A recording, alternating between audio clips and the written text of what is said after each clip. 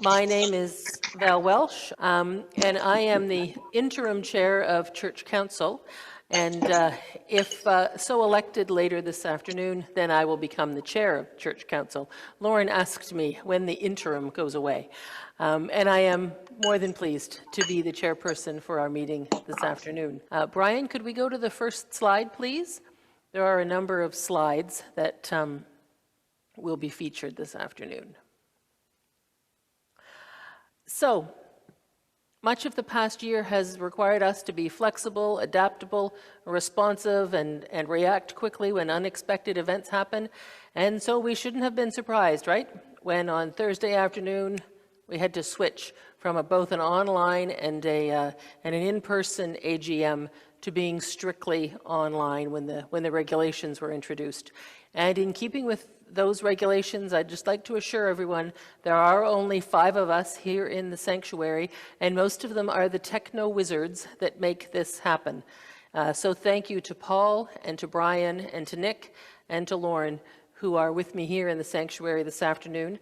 And also thank you to Carolyn Kroll, who is signed on to the Zoom call. Carolyn is the council secretary and will be taking the minutes for our meeting this afternoon.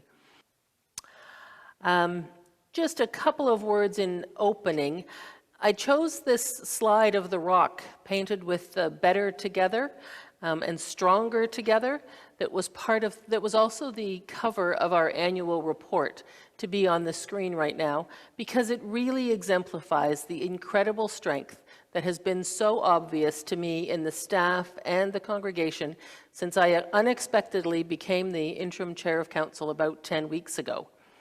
My report in the annual report includes a lengthy list of some of the highlights for BUC since the last report, and I'm not going to repeat those here, but I do want to say, despite the current lockdown, Bedford United Church is well positioned to emerge from the pandemic, and like Matt said this morning, ready to turn the page, embrace an altered world, and build and love back better.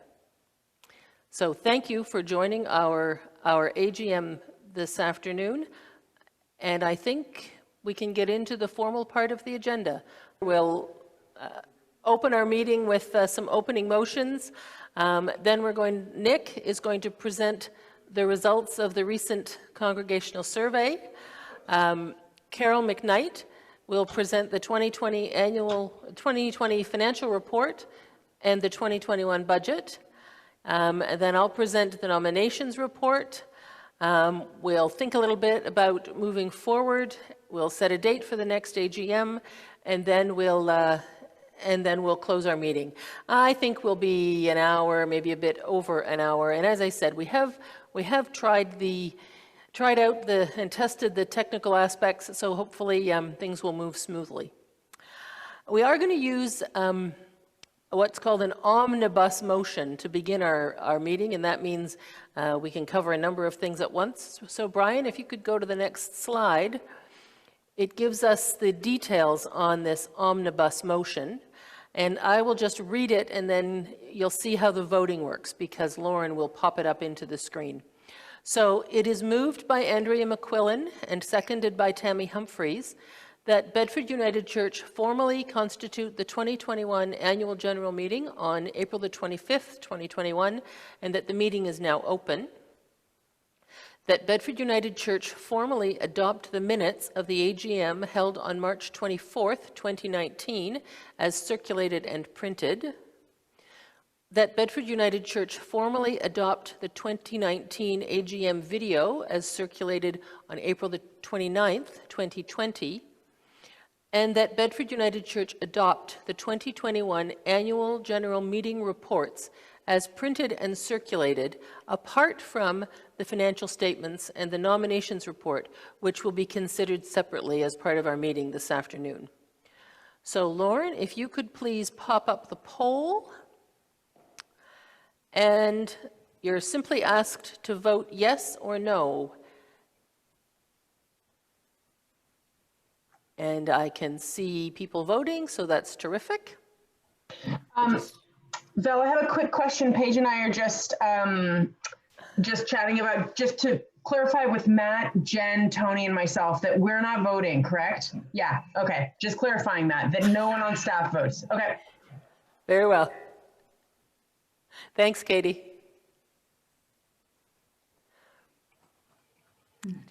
So we have 32 votes in. Do you think that's everyone? 33. Is there anybody having trouble voting? It's not working for them? Just touching base before I close the poll. Okay, I think right. we're good to go. So thank you very much, and so you can share the results, Lauren. Did you share the results? I am, and they're showing up on good. the screen. Oh, I see. There we are. So thank you all. So the agenda is passed, and that is how we will proceed with votes this afternoon. So moving along, we did conduct a simple online survey just a couple of weeks ago that we're going to use to inform our discussions and actions as we make plans to emerge from the pandemic. And we're fortunate that Nick is here with us in the sanctuary, and he's going to lead us through the background on that survey and the results. Nick? Thank you, Val, and thank you to all of you for joining us this afternoon. As by way of the introduction, and Brian, if you can just bring up the first of my slides, please. I just wanted to give you a little bit of context for the survey that we conducted prior to this AGM, and then we'll have an opportunity to have a little bit further conversation later on today. We cast our minds back to 2019. Matt and I were starting to talk about the visioning process for BUC, starting to think about what maybe building a strategic plan for the next 3 to 5 years might look like. We had a staff team who was in and was settled and getting really excited about all the things that we could do together. Then we all know what happened last year and the way that we've all had to pivot to respond to the situation that we found ourselves in. But at the end of 2020, when we got a good rhythm around the new life that we'd established in church through the year, we gathered together a small team, we called it the Dream Team, to do exactly that, to start to dream about the kind of themes and the kind of ideas that we wanted to have together as a church. And we worked through a bit of a BUC branding exercise. And it was a great conversation from the people that were there. We had representatives from the church who've been with us for a very long time. Some have joined us fairly recently. Members who are situated right at the heart of the community in Bedford, and also representation from people as far away as Ontario. Gave a really nice cross-section of the conversation. And we started to throw around some ideas about what is the sort of foundation of BUC, what are some of the characteristics and attributes that are really essential to who we are here. And we landed in that conversation around 4 themes. We're expansive in our theology and our openness to spiritual influences, in holding space for exploration to grow and share our faith, and by being curious to ask questions. We're authentic in our principles of being affirming and inclusive, through providing the fuel of energy and care, providing a safe space, and being confident in our progressive identity. We're connected through friendship and community by modeling our values to other faith and community organizations, through outreach, through providing a home for those who feel isolated or separated, and through promoting togetherness. And we're also bold in standing up and speaking out for the things that are important to us, for social injustice, striving to become anti-racist, and doing those small, tangible things that really seek to make a lasting change. And we then even tried to take it a little bit further to, could we boil it down to a word, a theme that really underpinned what BUC is about? And we landed on this concept of here, that wherever stage of life you're in, whatever joy or challenge you're facing, whether you're near or far away, BUC is here. It's here for you for those good times, it's here for you for the hard times. And you probably, if you think back to some of the language that Matt and the team were using around Advent last year, that sort of theme of here was being used. And it struck me as interesting this morning, listening to the sermon and some of the conversation that was showing up in the chat feed, that idea of church being here, church being now, to quote a lovely message from Jocelyn Tingley this morning. really sort of underpinned that, yes, some of this foundational conversation that we were having really holds true. Now, the intention behind the conversation that we were having back then is this would be a series of discussions.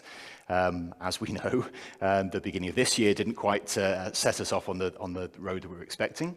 So we were very keen that we had an opportunity to understand where the congregation was at, what you were feeling at this time in terms of understanding those priorities.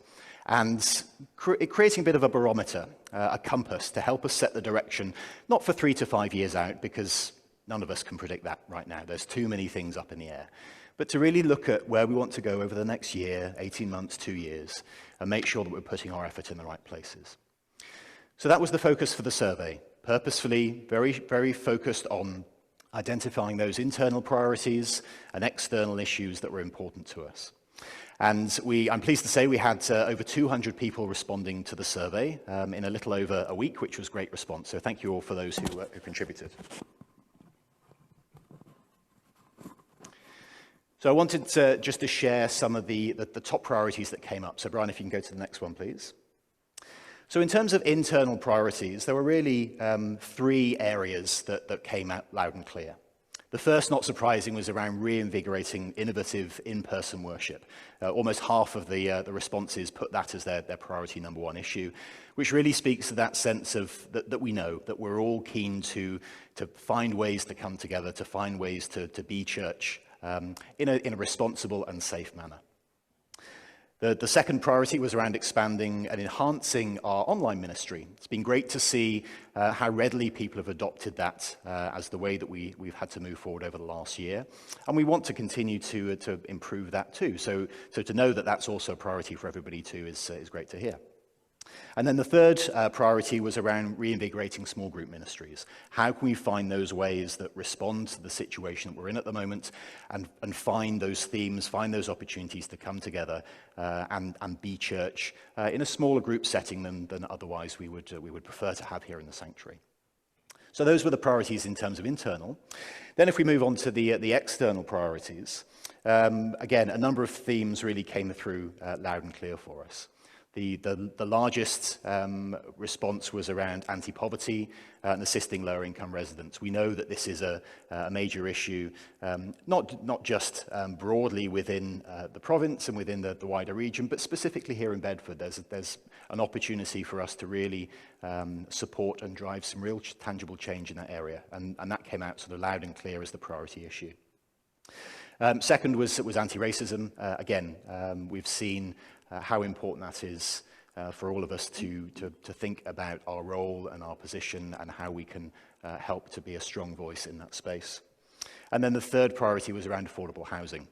So these are all external issues that we know are important to all of us.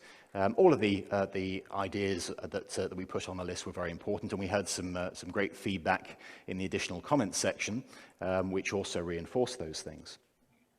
And then in that last section, we just asked a fairly open-ended question about what's important to all of you. And that sort of reinforced the fact that, yes, a number of these external issues are very important, but we have to get the foundation really strong first. All of the sort of top responses were very much focused around these internal priorities. So reinvigorating in-person worship. Having support for the BUC team, that came through loud and clear about all the efforts that we've seen over the last year with the leadership and the ideas and the support that the team have shown to us around the clock for a very long time, and that was very gratefully received by the congregation. Emphasizing our theology, really making sure that the spiritual message is at the heart of everything that we do. Pastoral care, making sure that we're providing that support to everybody within this community, so we're not letting anybody fall through the cracks. We're making sure that care and that love and support is available for everybody where they need it. And then emphasizing diversity, inclusiveness, continuing to live to those values that we know are really important to us and have been for a long time. So that gives you sort of a quick flavor of the survey results. And I don't think there were any great surprises in that, but it did give us that real focus. And as you'll be hearing a bit later on today, the staff have been putting some great thought and energy into some ideas about how we can really move forward on those areas. So if we can just come to the last slide in this section, please, Brian. What we're going to be doing after we have the more formal reports, we're going to be holding a town hall conversation. Now, ideally, we were going to have a blend of in-person conversation and ideas coming through on Zoom. The way we're going to facilitate that is going to be slightly different. So a bit later on, Lauren is going to organize you all into breakout groups. Each breakout group will have a representative from council, but their role is to just be a sort of a reference point for me when I come back and host the conversation a little bit later on and moderate the discussion.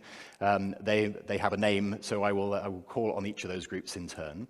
But I would encourage each of those facilitators to select somebody from the group to provide that, to be the spokesperson when we come back into conversation. And what we're looking to focus the conversation around is this idea of how do we come back differently. There's a quote that we received in the feedback on the survey. Back to normal is not desirable because normal had serious flaws. I think we all have realized in the challenges that we faced over the last year or so that there are things that really sort of prevent us from going back to that situation. We have to find something new. As Matt so eloquently put this morning, we need to write that next chapter. And it's down to all of us to write that chapter, to bring forward the ideas about how we are going to come back differently, build and love back better. So give some thought to that conversation. As I said, we will come into breakout groups a little bit later this afternoon. But if you have any ideas that are coming to mind, first of all, please feel free to share those through the chat in Zoom, and we'll bring those into the conversation. So thank you for listening to those results. As I said, I'll come back a bit later on and we'll moderate that conversation, but now I'll hand it back to Val for the next section of our AGM. Thank you. Thank you, Nick. And again, I'd just like to echo that thanks to all for taking part in the survey. So I see Brian has pulled the stewardship lead slide up, and that's exactly what we're going to talk about next. We're going to turn it over to Carol McKnight for the presentation regarding the 2020 financial results and the 2021 budget. There will be two motions as part of this section of our AGM. So Carol will talk about the financial performance, and then we'll have a vote on accepting the results, and then she'll talk about the budget. So Carol, I'm sure that you are ready to go. So if you would please. Good afternoon. My name is Carol McKnight, and I've been lead of the stewardship team since September 2019. I'm stepping down as lead today, but I'm going to stay on stewardship. But like everyone else, 2020 was a hard year, and I am overjoyed, I cannot tell you how much, to hand over the lead to someone else.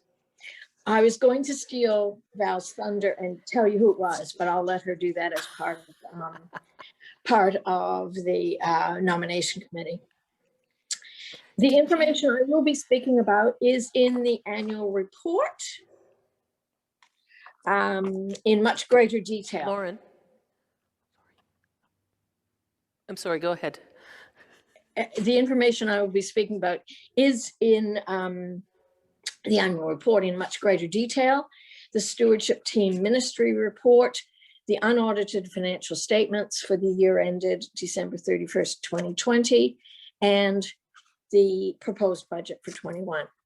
I will try to keep it short and simple, but I'm happy to answer your questions. Please send them to Lauren and I'll answer them at the end of each section. So slide 1 is a very summarized picture of our financial performance. And this just shows how we did over the last year.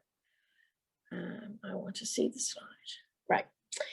And the emphasis of the operations during that year was to make sure we always could pay our staff team. They're the most important, and we couldn't lose them. So that was it was necessary to preserve our cash during the year And a couple of the things we did, or one of the things we did, was defer the payments on our loans for 3 months.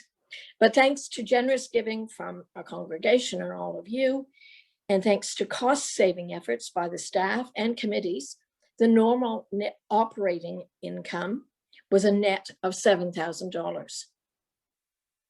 Not bad, not bad at all. We were eligible to apply for government wage subsidies, and that was worth $100,000 to BUC, and an interest-free loan also that has a $10,000 forgivable element. So that's the government subsidies. So that's income.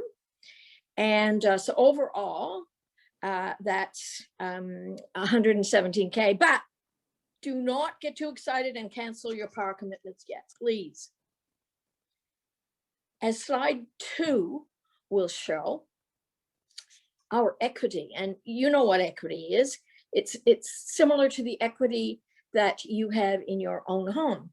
The difference of the value of your house less whatever you owe to the bank or financial institution. So BUC also has equity. And at the beginning of the year, we were in deficit. We were negative $16,000. Just talked through the net income for the year, and that looks like a big positive number. And also when we sold the Sullivan's Hill property during the year, it enabled the trustees through the trust fund to transfer $85,000 from the trust fund to the operating fund. So again, a nice positive number. Many of you have been very generous in keeping your commitments to support the capital fund projects for the parking lot and heat pumps. Thank you very much. But at the end of 2020, there was still a shortfall between the revenue and the cost of the projects. And that shortfall was $155,000. Council saw the wisdom of allowing this shortfall to be paid off by transferring it to the operating fund. Those of you who are still contributing to the capital fund projects will receive a letter shortly asking that your contributions be used to support local operations if you so wish. So that means the bottom number there, the equity of the BUC operating fund at the end of December 2020 is $31,000. Not a bad start. In fact, it's a good start for 2021. Before we have the motion on these financials, Lauren, are there any questions? There's no questions that I've seen come through in the chat, Carol. Okay, then I would like to now move that Bedford United Church accept this 2020 financial report and the unaudited 2020 financial statements for December 31st, 2020. So there's a slide on that motion. Can you pop up that? Awesome. And you need to vote.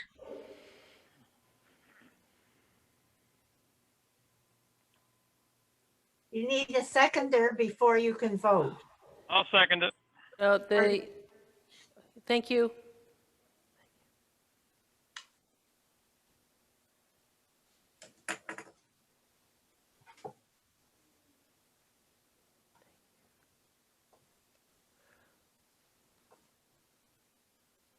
Okay, I'm going to show the results.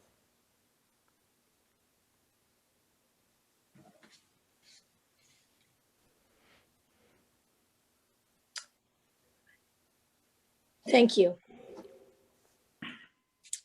So where to from here? The next slide is an indication of our 2021 budget. And I'm very pleased to submit a proposed budget for the financial year. Carolyn, you're on my slide. You're on my screen. It should be the budget. Brian, the budget is showing, Okay, correct? yep, sorry. And again, a more detailed version of the budget is included. I think it's almost the last page in the annual report, and it has several notes to give you some idea of where we got those or the assumptions that go into the budget. So we're looking at a 5% increase in revenue. And again, remember that in 2020, we had very little fundraising and rental revenue, but we are looking for an increase in PAR commitments. Our expenses, budgeted property expenditure, includes some replacement windows in the parlor. Of course, the new security system at the church, access controls to the admin door that you all will be aware of, and increased personnel and committee expenses. Now we're back to full swing again, result in an overall 10% increase in expenses. And our perennial problem is that we don't seem to be able to have enough revenue to cover our expenses. So I am budgeting for a loss before government subsidies. And the government subsidies number is a bit of a guess. However, the latest budget was, the latest government budget said that government's wage subsidies would be extended through to the end of September. So I'm hoping that the number will be higher than this, but I put $25,000 in purely to balance the books, if you like. So our net income after government subsidies, the net income is $1,400. Please note that the budgeted mission and service contributions are in the budget for $5,000 over 2020 levels, and that's the 2020 M&S givings were down significantly from 2019. So we will be making an effort to build those up again. Lauren, if I can ask you, are there any questions about the budget? In the meantime, I'm ready to launch the poll for you, Carol. You'll see it coming up in just a second. I don't know if you heard Lauren say that there had not been any questions. Yeah. So I am moving, and Megan Aston is seconding, that Bedford United Church accept the 2021 budget as circulated and printed in the 2021 AGM report on page 61. So please cast your vote.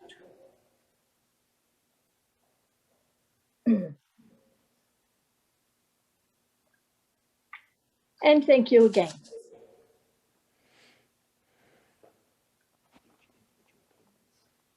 And it has been I'm not going to say a pleasure, challenge, I think, being your stewardship lead for the last 18 months. But it's it's been a learning experience. My mother told me that was a good way to put things. Everybody give her a round of applause. Oh, Exactly. And so are there any further questions regarding the budget? I see that we've got 100% of folks have voted yes. Okay, well, thank you very much.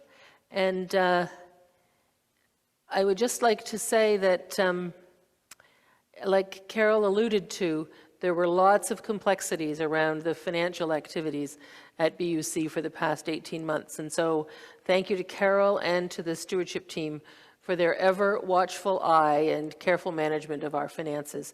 Certainly peculiar times. And one of my first worries was, oh my goodness, how do we sit financially? And thanks to the team,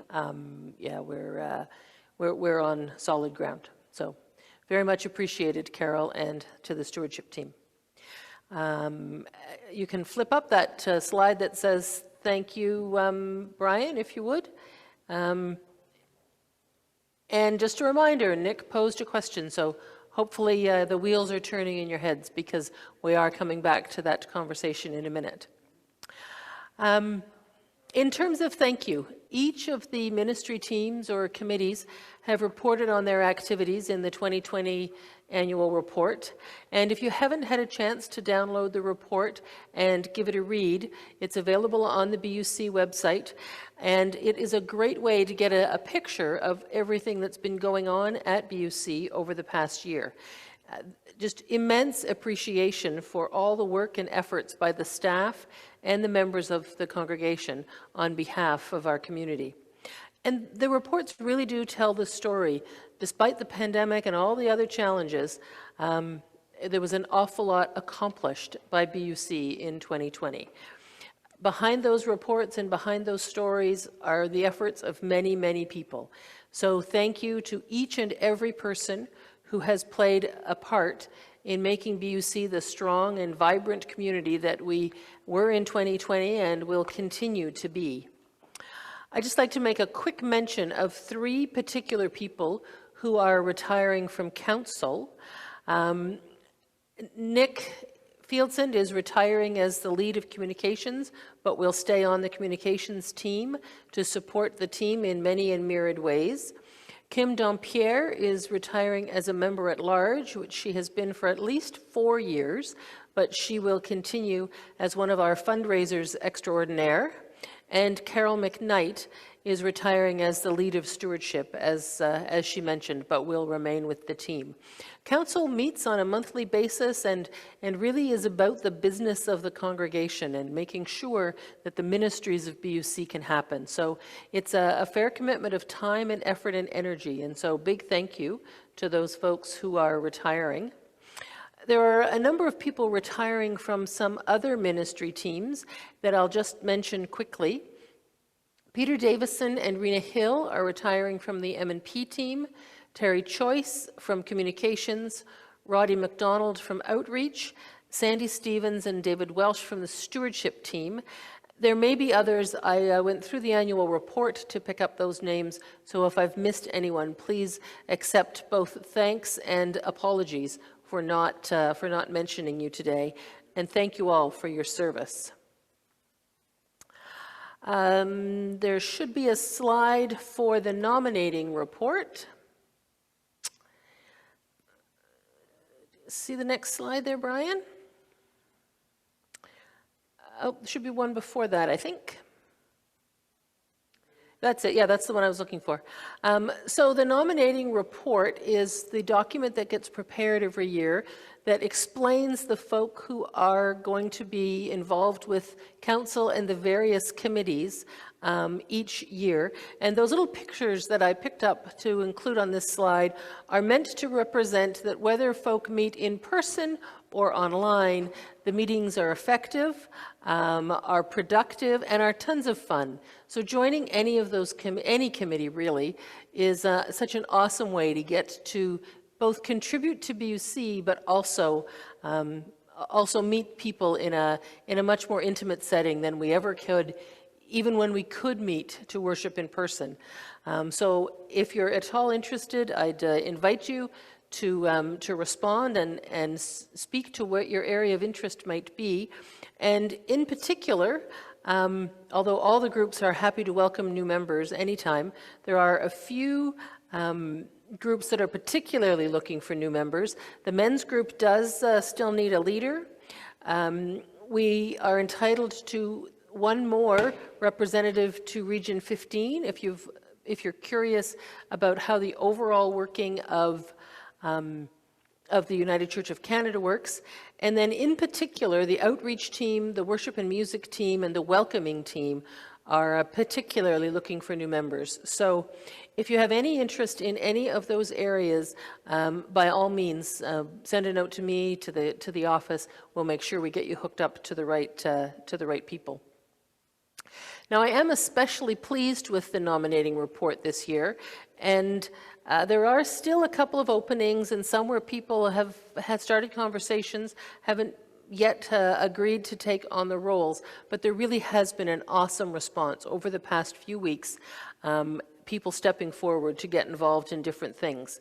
So thank you to each and every person who has stepped forward to take on a new role, to just keep BUC building back better. Some particular updates to the nominating report since it was originally issued. The first is what Carol alluded to. Janice Reed has agreed to become the chair of the stewardship team, which means that Janice will also join BUC Council. And I am thrilled that Janice has chosen to become part of that group. It's an important role. It's an important voice on council, and so we're very pleased for that. I could see Daryl Johnson happens to be one of the few people I can see on my screen, and he was applauding. So know that we're all thankful for your choice, Janice. In terms of the weekly counting offering, that's a role that isn't really needed when we can't have church in person. But as we get back to church in person, a trio of Marilyn Seals, Jean McLeod, and Diane Livingston have agreed to become the folks coordinating the weekly counters. And I'd just like to mention that the first copies of the report, the Congregational Care Ministry team was somehow not listed. So the members of the Congregational Care team are Margaret Archibald, Sylvia Branton, Holly Connor, Bev Dealstra, Nancy Johnston, Mary McDermott, Carolyn McDonald, Barb McLeod, Jean McLeod, Donna Miller, Mary Louise Mills, Sue Stewart, Mona Turner, and Jane Whitaker. And thank you all for caring for members of our community in their times of need. Brian, could you go? Oh, the council graphic is up there. Excellent. So like I said, I'm thrilled that there are no vacancies on BUC Council. The graphic on your screen describes the structure of council and names the individuals who have offered to serve in the various roles. If this council is approved in a moment, this is the group of people that will form BUC Council from the rise of the meeting today until the next AGM in 2022. And I will pause for a minute to give everyone a chance to look at the slide. And I see that Katie has her hand raised. So go ahead, Katie.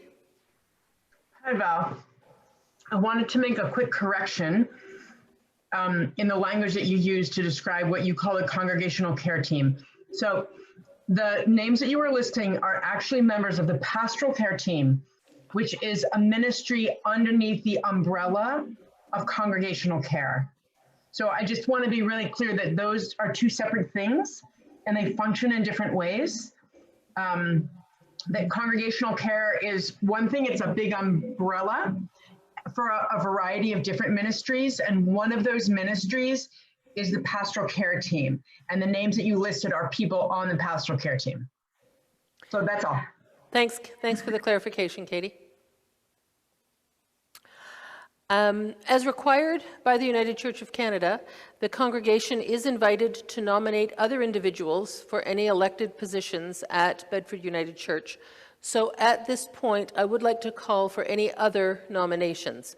If you would like to nominate someone for a position, please raise your hand or send a message to Lauren in the chat. Are there any other nominations? Are there any other nominations? Are there any other nominations? Lauren, has there been any indication? Carol shared, what about Jen Johnson on staff? But I'm not sure what that was pertaining to. Oh, okay, perfect. The graphic is meant to include the ministry staff. That's the only reason for that oversight. Val? Yes? It's Sandra Nimmo. Where you have presbytery representative, that's Region 15. You're right. That's an old graphic that I found from a prior year. So that is a good observation. Thanks, Sandra. Any other questions? In that case, it is moved by Daryl Johnston and seconded by Jean McLeod that Bedford United Church accept the 2021 nominations report as circulated and printed in the 2021 AGM report with the addition of the nominations mentioned here today. So Lauren, please launch the poll and please vote yes or no.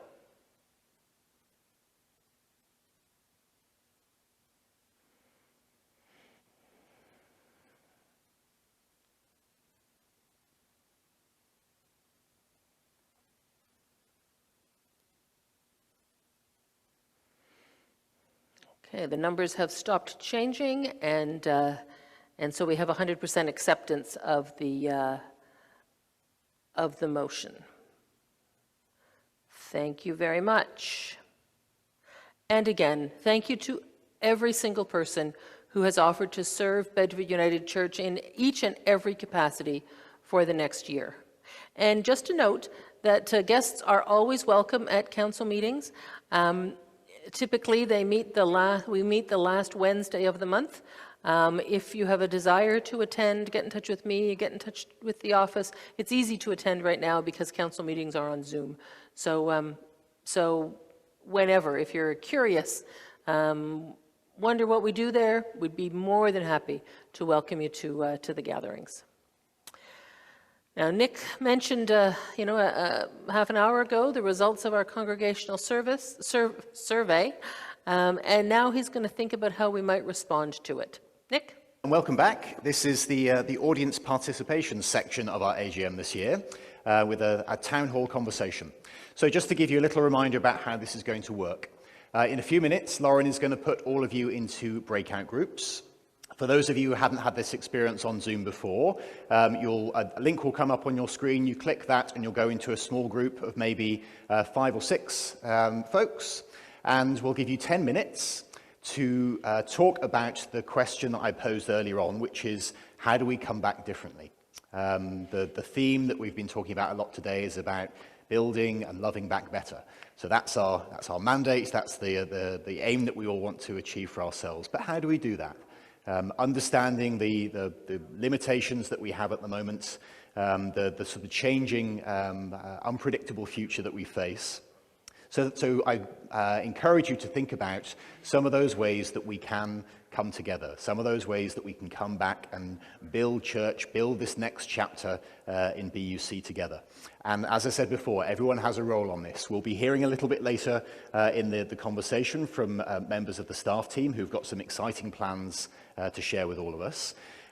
So if there's a question that's burning in your mind, if there's an idea that you've got, discuss that in your group. And as I mentioned earlier on, we'll be putting a member of council in each of those groups. Their task is to nominate a spokesperson. So when we come back to the forum after the breakout groups, I will be reaching out to each of the groups in turn and just encourage that spokesperson to share 2 or 3 of the ideas that you've come up with in conversation. And then we'll be hearing from each member of the staff team. So, Lauren, I'm just going to look to you. How are we doing with the groups? Ready to go? So, I hope everyone's clear about what's going to happen next with the breakout groups. 10 minutes in your groups, have some conversation. Enjoy seeing each other. Enjoy having 10 minutes to actually come together today, rather than just being alone on your Zoom call. So come together in that group, and we'll hear from you in 10 minutes' time. Thanks very much. Okay, welcome back, everyone. We're seeing people coming back from the breakout rooms, so I hope that was an interesting conversation for you all. So, without further ado, let's start off with breakout room number 1, which I believe was Andrea's group. Whoever the spokesperson was from that group, if you can raise your hand so Lauren can unmute you, and we'll look forward to hearing your ideas about how we come back differently. Oh, hi, sorry, I'm not group 1. I've just put my hand up to say I was the spokesperson when you wanted me to say something.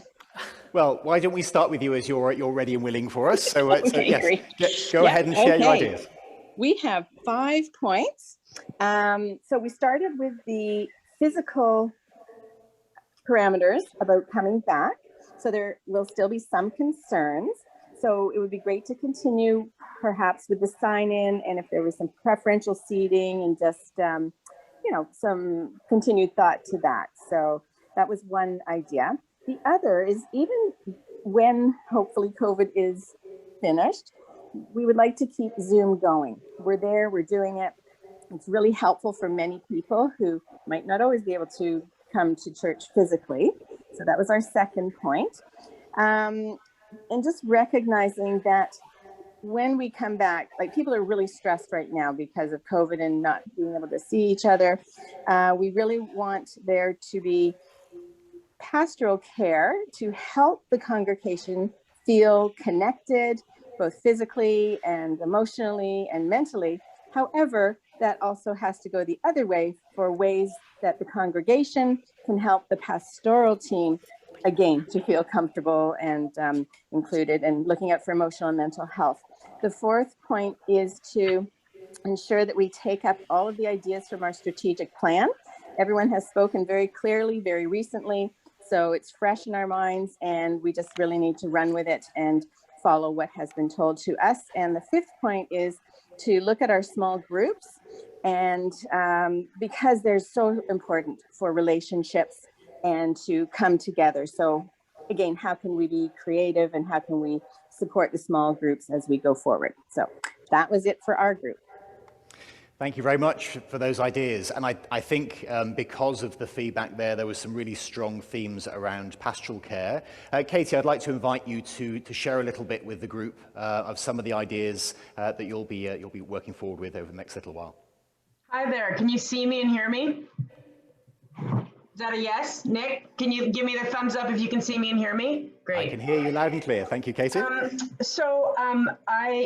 I'll tell you that I'm really in a place of listening right now, and I came into this AGM without a firm or rigid idea about how we would pursue pastoral care and congregational care in the future, but really wanting to listen to what is coming from you, the people of Bedford United Church, and to be able to sit with that and think about how we can continue to connect and support each other in this time. So I have lots of ideas, and what I will offer is that I have lots of ideas for how we can begin to connect in smaller groups without being actual small group ministries. So you don't have to have a specific hobby or interest or desire beyond simply wanting to connect.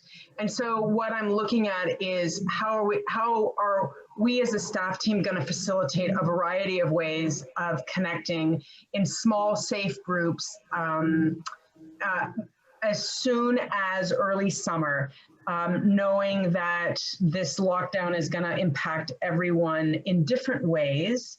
And it's probably going to amplify our thirst for being with each other. I'd like to get that started as soon as possible. So that's what I can offer. And I'm really grateful for all the feedback, and I'm taking that all in. And please don't hesitate to reach out to me through email with specific ideas that you may have. I'm really open to that.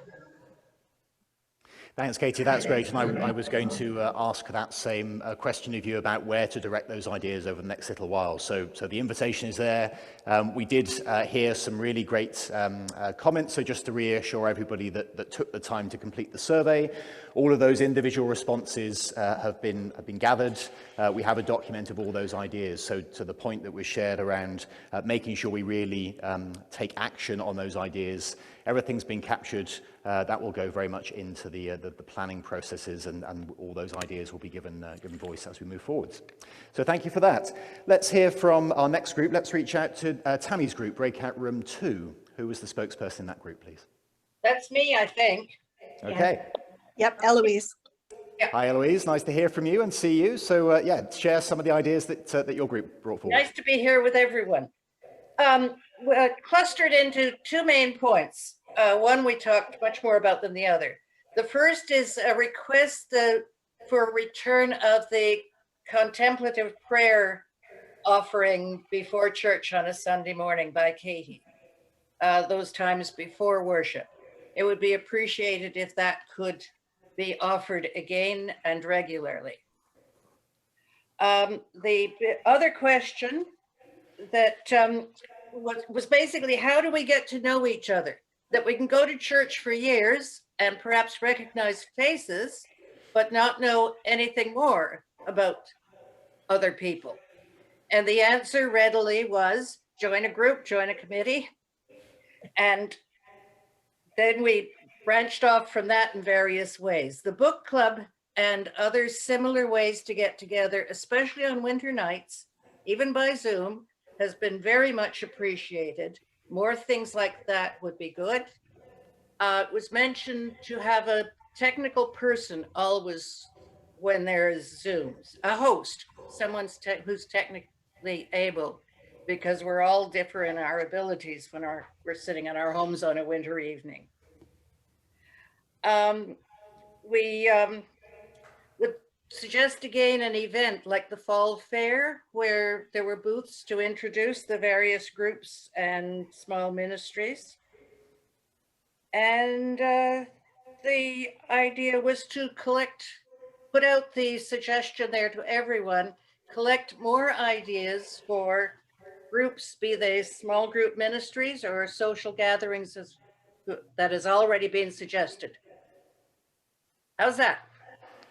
That's excellent. Thank you, Eloise, and thank you to everyone in that group for sharing your ideas.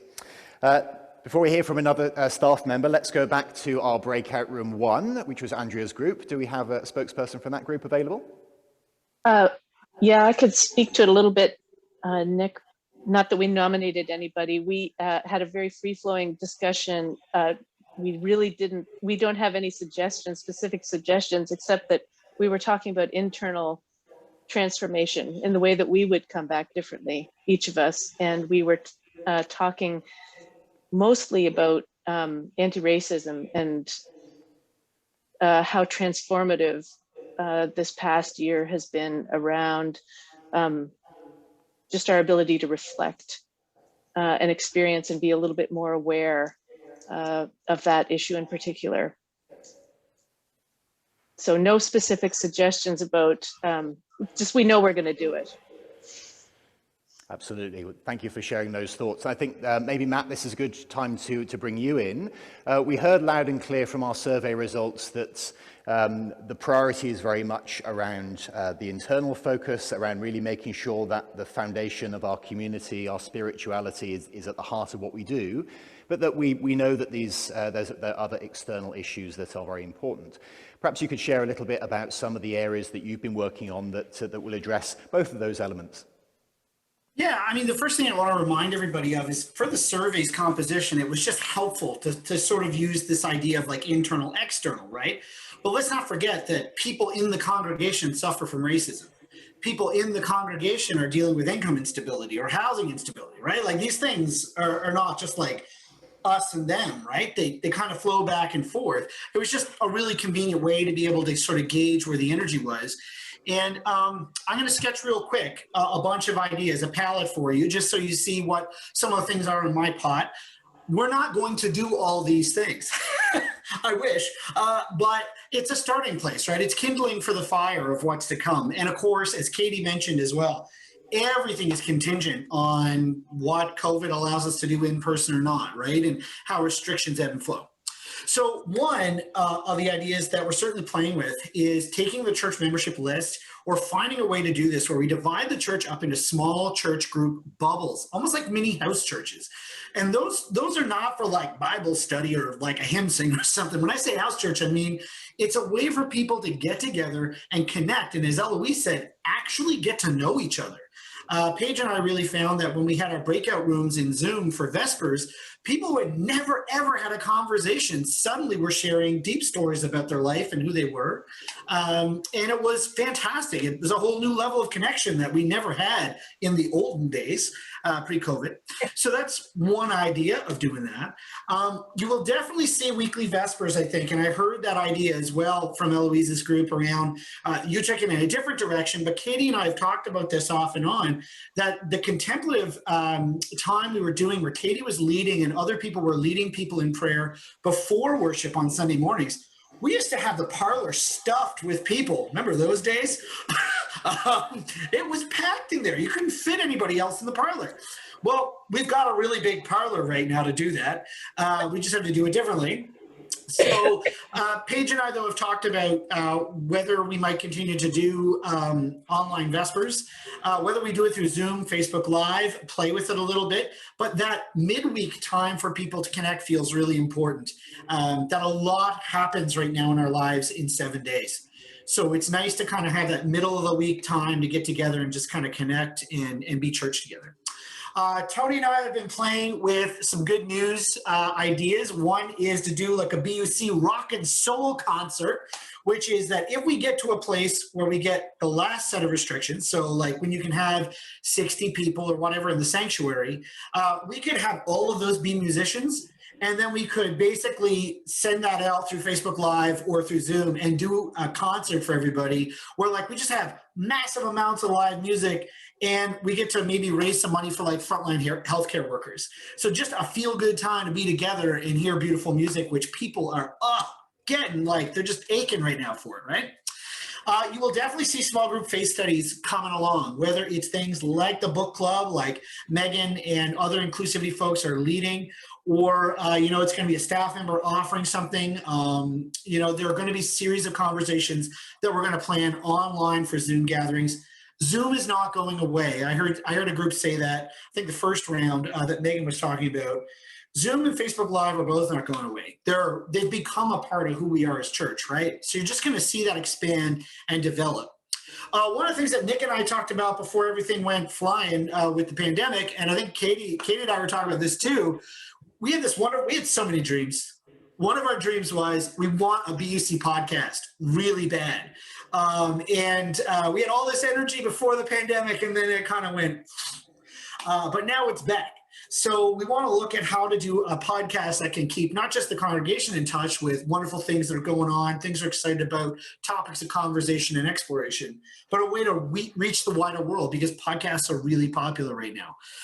The Crossing is a whole universe unto itself. And Paige and I, and she can talk a little bit about this too, we're busy pulling together what we affectionately call the lacrosse team, which is going to be a group of BUC leaders who are basically handling rentals and also the organization and the community develop aspects of the mission around that space. We've also got fire masters, who are people who have volunteered to say, I want to be trained in running the oven, in looking after the events, making sure that we keep everything health and safety. Again, hands are tied right now because of the latest restrictions, but that work is not paused. It's ongoing. We have our next meeting. I think our first meeting is next week, and we'll keep to that. We'll get everything organized so that we're ready to go as soon as we're able to safely do so. Just to throw out some really neat things that happen around the Crossing space, there's been demand for renting it from the wider community before Thursday, of course, of last week.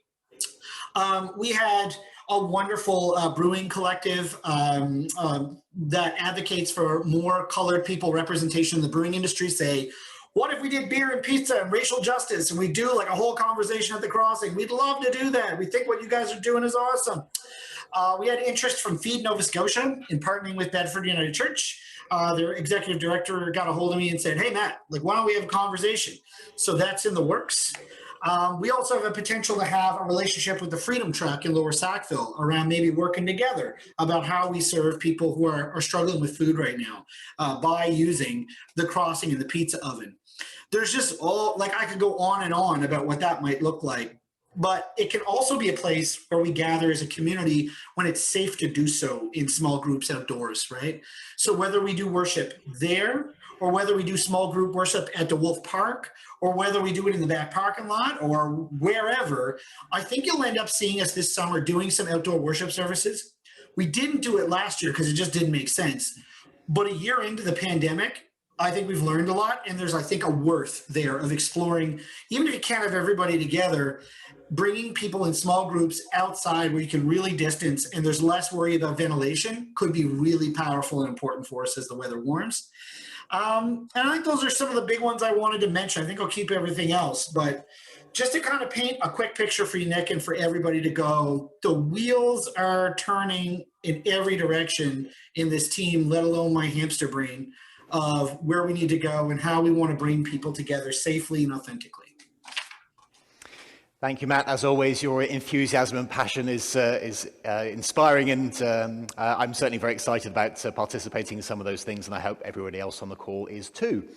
So let's go back to our groups. Let's hear from breakout room number 4, which was Tim's group. Great, thanks, Nick. Yeah, we had a good wide-ranging conversation as well. I think many of the ideas and themes have been covered, but I'll just touch on them briefly. Continued emphasis on diversity and focusing on our diverse approach to coming together was a theme in our discussion.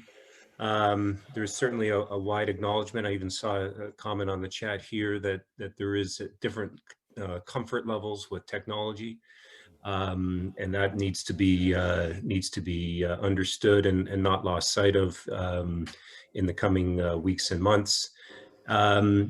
There is certainly an interest in continuing with virtual coffee chats, acknowledging the technological challenges that may be at the front end, but there's a desire for those virtual coffee chats even after we come out of COVID. And really the last comment was the idea that that we have this technology, we've been forced into it, but there are benefits that we don't want to let go of with this technology, and so we wanted to hold on to it, notwithstanding the freedom that will come to us when COVID is done. So those were the themes coming out of Group 4. Thank you, Tim, and thank you to that group for sharing those ideas. Now, Tim had referenced some of the comments that are coming through on the chat, so thank you all for sharing your ideas there.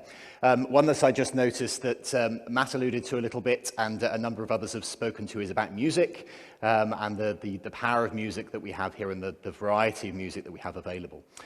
So I'd like to invite Tony to share his thoughts on that. Now, knowing that this was his vacation week and he's been taking time around his birthday, we're not going to ask Tony to come and share that today. He's been kind enough to share his thoughts ahead of time in the short video. So if I can ask Brian and Paul to share that with us now. Hi everyone. Basically, I'm repeating my email, I guess, in terms of hopes and dreams for the short term and long term. Regenesis, you see we're down to a small number, and that happens when kids graduate or families move to other areas. So come September, we're going to revitalize that, invite new people to be part of it. And also we have our kids choir that will be starting in the fall. I've already had some interest for that, and begun research and looking into a Christmas extravaganza that will be a choir supported drama. And also our AV team will be sending out an email in the next week or so for volunteers. We really need more volunteers for AV so that we're prepared for fill-ins and to have a rotation for people that can be competent with audio, visual, and PowerPoint, and that's very important, and that is really a long-term thing. And also, as you know, I sent an invite for people interested in sharing their music and playing along with our choir and other events at church. I really want to get a regular BUC band, I guess, people that we can count on when we need special musicians and so on and so forth. So, provided COVID has loosed its hold on us come September, we'll be able to get all of those things underway. I really have enjoyed myself so far. It's been limited in terms of ideas I've had and what I've been able to do, but hopefully it's been a blessing to you, and I appreciate all the kind words that people share with me from week to week, and looking forward to the fall and what God has in store for us. And yeah, feel free to drop me a line if you have ideas, or even if you want to be part of those things that I mentioned. All right, and I guess that is all for now. Take care. God bless. Let's move on to group number 5, which was Jan's group. Who do we have out there? Yeah, I guess they thought if I should be on council, I should speak for the group as well. So another learning experience for me. Most of our conversation had to do with the whole online experience and what that meant. And part of it was just a knowledge, or gaining the knowledge of the portion of our community and how comfortable they are with online use. You know, it's been mentioned, I think it's in the chat as well, that some people aren't comfortable talking online or may not know how to chat online. There was mention of another platform, Kumo, that might be more flexible for some of the small group ministries. And just, I guess, taking the bull by the horns and getting some of the small group ministries onto some type of online platform, and recognizing that, you know, holding on and thinking it's going to go back to normal just isn't the life that we're leading right now. Yeah, so that's probably it, unless there's anything from any of the other group members. I think that's it. Thanks, Nick. So let's throw to Paige. We've heard a little bit about some of the ideas, Paige, that you have planned for the crossing. But beyond that, where are things looking for family and youth over the next little while? Sure, yeah, thanks, Nick. It's so great hearing everybody's ideas. I think there are a few faces that I don't know super well here. So just to let folks know, my name's Paige, and I do family ministry. So I work with everything from babies to toddlers, children, youth, and young adults at BUC. And as you know, the past year has been totally different than what we expected, but huge learning for all of us. And I feel really grateful for our Christian Development Committee, chaired by Jeff King, and for Lauren Scott, our Children's Ministry Associate, because this group of people is so creative and so innovative. And over the past year, have just been pivoting, I think, has been our theme word, but so much adapting and pivoting. So I'm grateful for that. And I do want to share a little bit about some of the things that we are excited about for this summer, but I also summer and fall, but I recognize that we don't know what May is going to look like, or we don't know what the summer is going to look like yet. So just want to have that COVID caveat there. Lauren and I often plan out a month's worth of programming and we get really excited to share it, and then things change with restrictions. So we're pivoting as we go along, but some things that we're excited about, because I think we all need things to look forward to right now. We've just been approved by the Canada Summer Job Grants to receive funding to hire 3 summer students this summer. So I'm really excited to bring some folks into our community, some youth into our community, to help us fulfill some of the projects. They're going to work closely with our day camps, with work at the crossing, with some youth programming. So I feel excited about that. And so I'll let you know that if there's any more information on that coming out around what the job description looks and how the hiring process works. But if there are folks in your life that you know would be a great addition to the BUC group, I'd be happy to chat with them more about that stuff.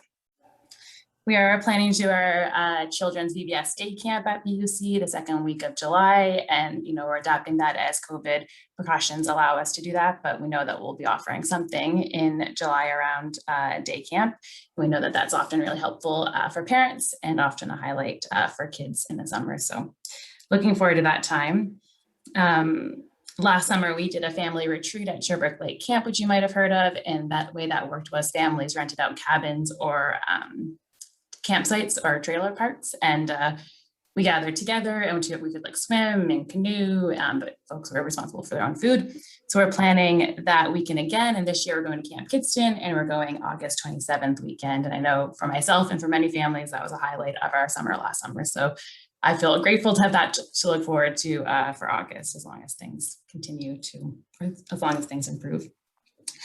Right now we have lots of virtual programming, dreaming up what things with youth group and Sunday school and Faith Family Fridays can look like. And like I said, CDC is creative in how we can offer engaging and meaningful virtual programming for those folks.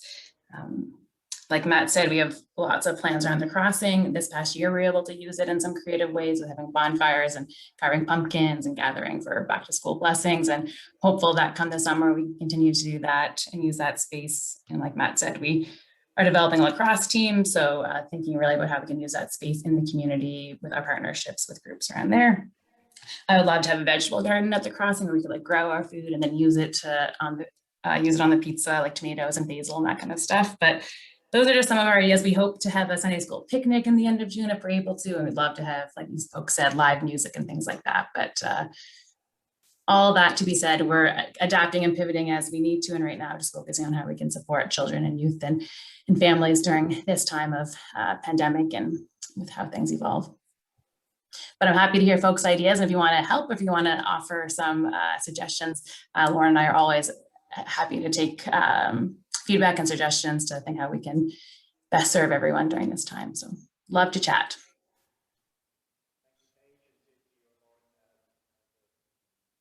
Congratulations from all of the congregation about all the great programs you've been able to continue at this time. I think the concept of prayerful pivoting is one that we've all become very familiar and quite adept at over the last year. So we just have one more group to hear from, breakout groups number 6, which was with Janice. So who would like to share their ideas from that group? I was going to say, I don't, this is Wendy. Hi, Wendy. Can you hear me? Loud and clear.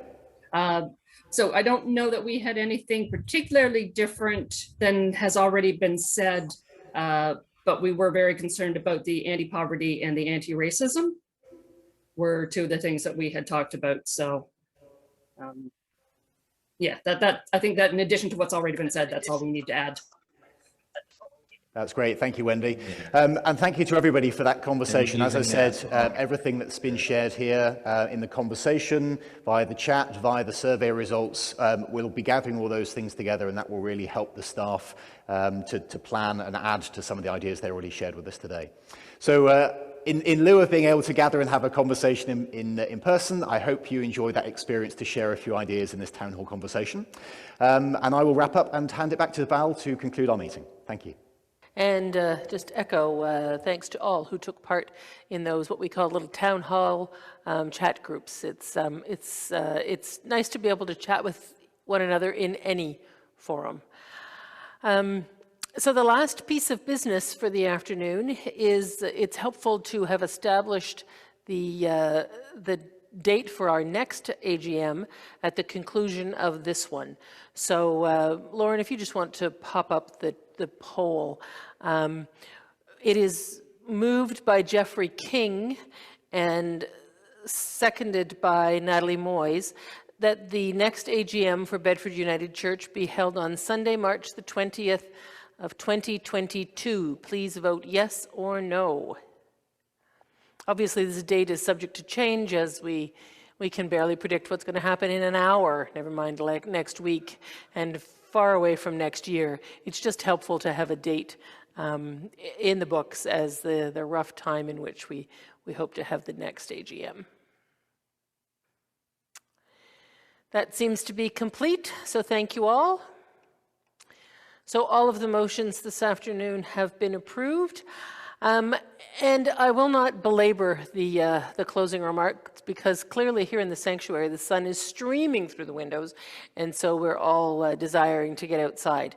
So let me simply say thank you for attending and for your participation in our meeting this afternoon.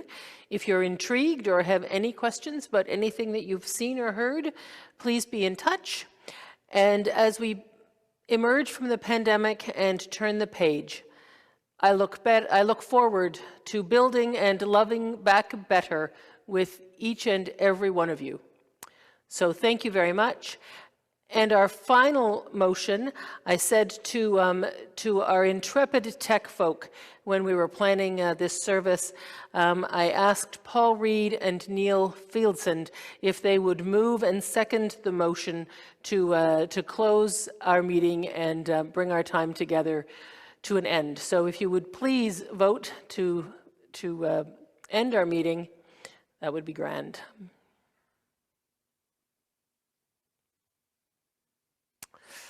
Excellent. Well, thank you for all of your tolerance this afternoon with a little bit of a technical glitch, but I must say to the tech crew, thank you. Someone trying to speak? Yes, thank you, Val, for your most excellent chairing of this meeting. Thank you, Eloise. You're most welcome. Yes, thank you, everybody. Thank Bye. you. Bye. Bye-bye. Good afternoon, all. Everyone. Bye, thank you. Bye, all.